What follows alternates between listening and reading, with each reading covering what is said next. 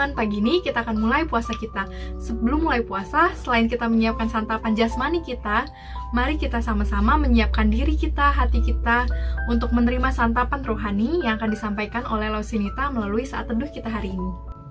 Shalom Sobat Yud, kita saat teduh bareng yuk di hari Sabtu ini tanggal 31 Oktober 2020 dengan tema Tuhan berjaga-jaga atasmu turun-temurun. Teman-teman, kita ingat ya bahwa walau Allah menurunkan banyak tulah kepada bangsa Mesir, tetapi Firaun itu tetap keras kepala, mengeraskan hatinya. Ingat bagaimana saat Musa lahir kan?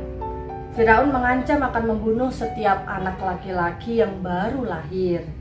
Tapi Musa dalam rancangan Allah dipakai untuk maksud yang besar menyelamatkan bangsa Israel. Nah, kali ini ancaman saat bayi Musa itu berbalik teman-teman. Tulah ke-10 itu adalah matinya semua anak sulung bangsa Mesir. Orang Israel tidak terkena karena tiang rumahnya itu dicat dengan darah domba. Kematian setiap anak sulung membuat Firaun akhirnya menyerah. Yuk kita baca kisahnya dalam judul Tulah ke-10, anak sulung mati, orang Israel keluar dari Mesir. Dari kitab Keluaran 12 ayat 29 sampai dengan 42. Firman Tuhan berbunyi demikian.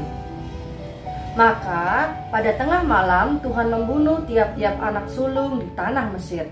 Dari anak sulung Firaun yang duduk di tahtanya sampai kepada anak sulung orang tawanan yang ada dalam liang tutupan beserta segala anak sulung hewan. Lalu bangunlah Firaun pada malam itu bersama semua pegawainya dan semua orang Mesir. Dan kedengaranlah seruan yang hebat di Mesir sebab tidak ada rumah yang tidak kematian.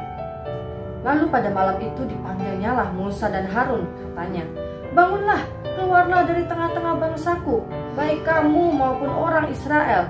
Pergilah, beribadahlah kepada Tuhan seperti katamu itu.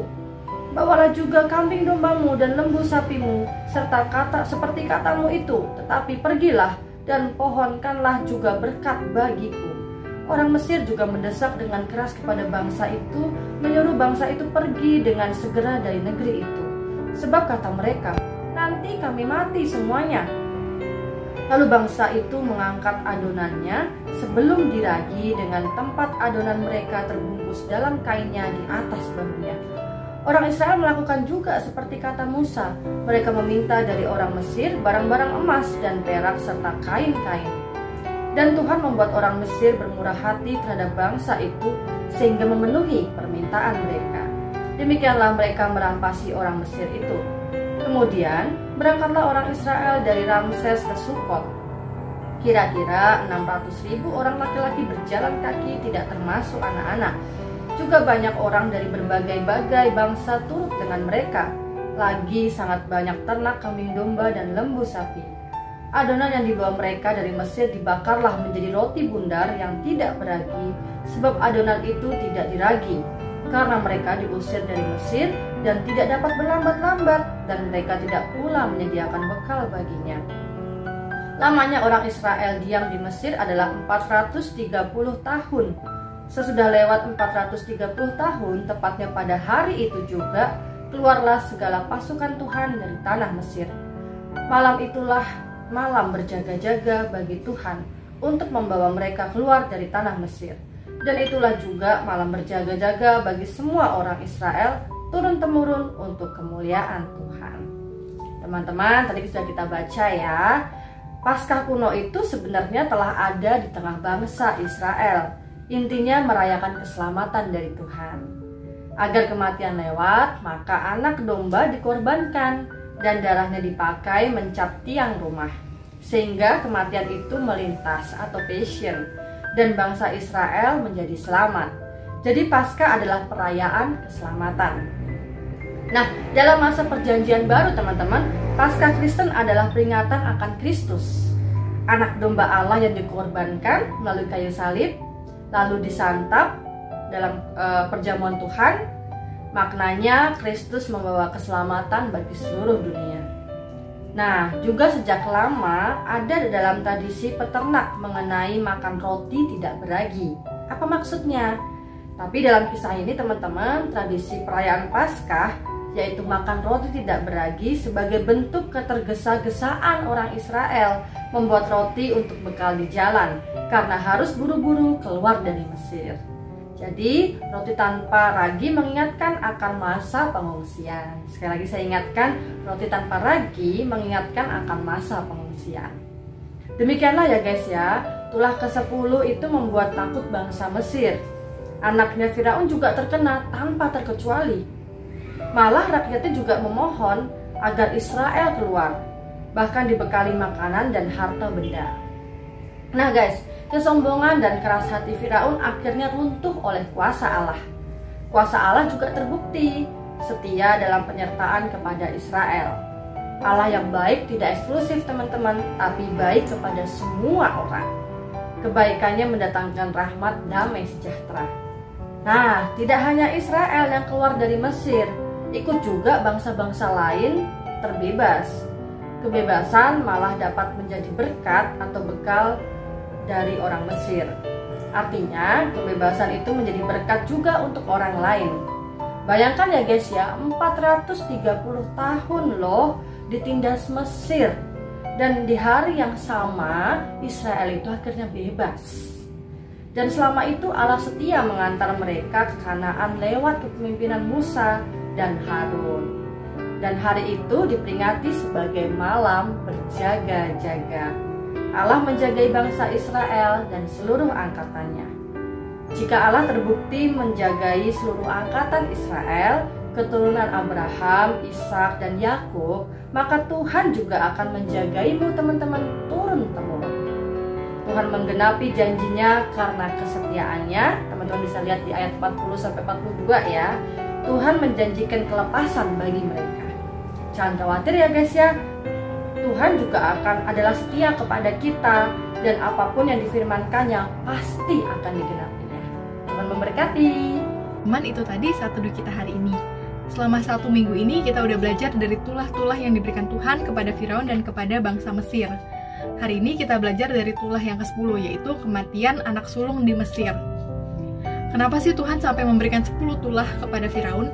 Karena Firaun mengeraskan hatinya terhadap Tuhan. Dan sampai tulah ke-10 baru Firaun melunakkan hatinya dan membebaskan bangsa Israel dari Mesir.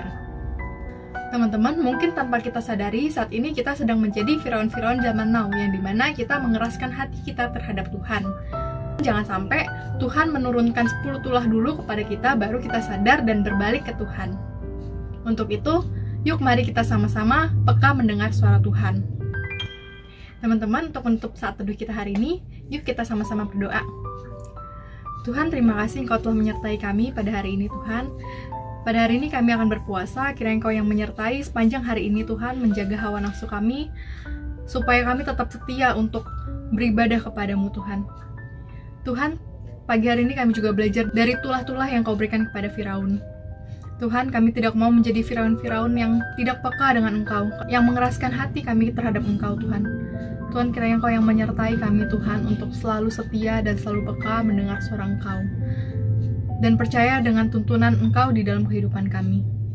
Terima kasih Tuhan, ini doa kami. Di dalam nama-Mu kami berdoa dan mengucap syukur. Haleluya, amin. Teman-teman, jangan lupa untuk membagikan saat teduh hari ini ke teman-teman yang lain supaya semakin banyak orang yang mendapatkan berkat. Jangan lupa ya teman-teman, kita harus setia berpuasa hari ini. Jauhkan hawa nafsu dan pikiran negatif yang dapat membatalkan puasa kita hari ini. Dan sore nanti kita juga akan ada Zoom Fellowship bareng. Untuk mendapatkan linknya, teman-teman bisa lihat di grup WA maupun grup lain kalian. Besok kita juga bakal ada ibadah online bareng di YouTube-nya GKI Kanaan. So, teman-teman pastikan kalian jangan lupa ibadah ya. Have a blessed weekend. Tuhan Yesus berkati.